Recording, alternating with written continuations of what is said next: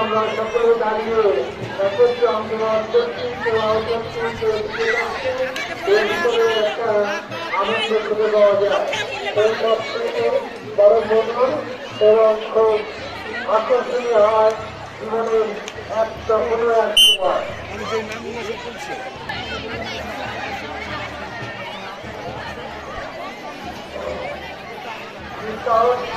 তোমরা যে যেখানে থাকো সেখানে বসে থাকার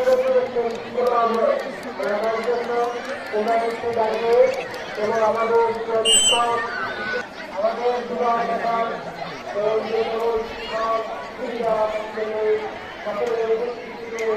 আরো খেলাকে প্রাণবন্ত করে দিচ্ছে এবং সবাই আমরা মনে আনন্দভাবে খেলা উপভোগ করছি।